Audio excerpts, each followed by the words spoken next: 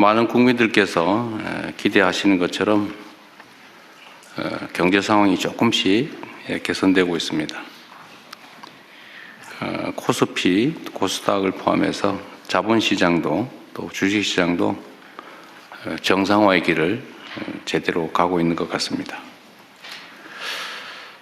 오랜 시간 홀대받던 우리 자본시장이 미래 혁신 산업 성장 그리고 건전한 국민자산 증식을 위한 든든한 토대로 거듭나고 있습니다.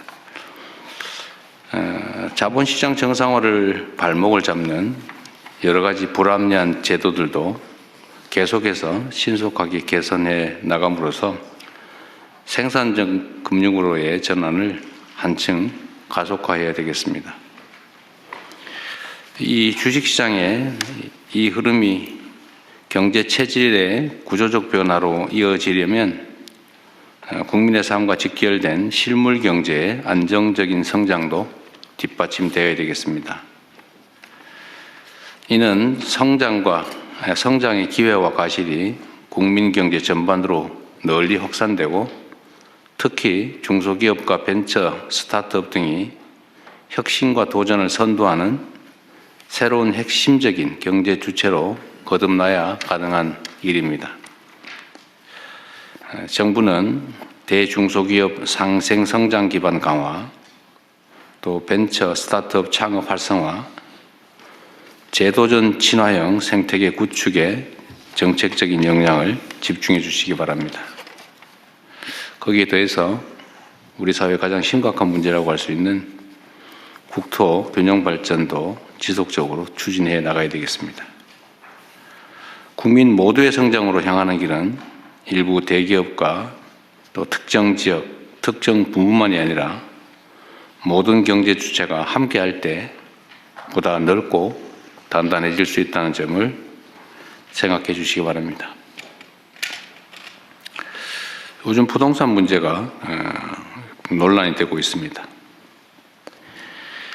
경제 구조의 대전환을 통한 모두의 성장을 제대로 실현하기 위해서는 부동산에 비정상적으로 집중된 우리 사회의 자원 배분 왜곡을 반드시 바로잡아야 합니다. 비생산적인 부동산의 과도한 팽창은 필연적으로 건품을 키우게 됩니다. 그리고 성장 잠재력을 훼손할 뿐만 아니라 자칫 국민경제 전반에 심대한 타격을 더할 수 있습니다. 이는 나아가 사회 구성원 간의 신뢰마저 손상해서 우리 공동체의 안정까지 뒤흔들게 될 것입니다. 부동산 거품을 제대로 통제하지 못해서 잃어버린 20년 또는 잃어버린 30년을 경험하며 큰 혼란을 겪은 가까운 이웃나라의 뼈아픈 사례를 반드시 반면교사 삼아야 되겠습니다. 이런 어려움을 피하려면 굳은 의지를 바탕으로 실효적인 정책을 지속적으로 안정적으로 추진해 나가야 합니다. 당장 눈앞에 고통과 저항이 두려워서 불공정과 비정상을 절대로 방치해서는 안 됩니다. 시장이 원하는 적극적인 대책도 동시에 추진해 나가야 되겠습니다. 정책 성공의 출발점은 어떤 정책이 어떤 방식으로 시행되고 있는지를 국민들께 제대로 적시에 알리는 것입니다. 아무리 좋은 정책 사업도 국민이 해당 내용을 잘 모르시고 계시거나 제대로 이해하지 못하면 50점짜리에 불과하다라고 할 수밖에 없습니다. 지난해 부처별 정책 소통 평가를 해봤더니 대상기관 47곳 가운데 노동부, 중기부, 경찰청, 기상청을 포함해서 12곳이 우수기관으로 선정됐습니다. 매우 잘하셨고 수고 많으셨습니다. 또 약간 모자란 부처청은 각별히 분발해 주시기를 부탁드립니다. 국정의 성패는 국민의 이해 그리고 참여에 달려 있습니다. 정책의 소통과 홍보에 보다 많은 노력을 기울여 주시기 바랍니다. 그리고 정책에 대한 신뢰 확보가 매우 중요합니다. 정책에 대한 신뢰는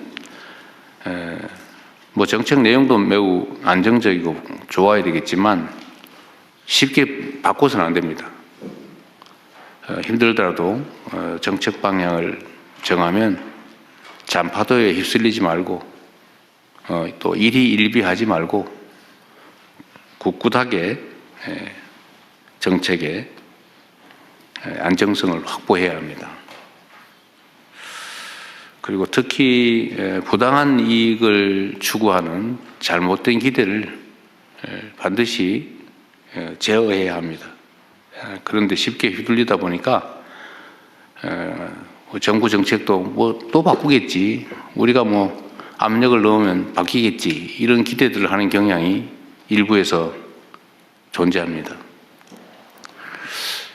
예를 들면 다주택자 양도세 중과는 작년에 이걸 연장할 때 1년만 한다, 올해 5월 9일이 끝이다, 이건 이미 명백하게 예정된 거 아닙니까? 새로 시행령을 고치지 않는 한 그냥 끝나는 거죠.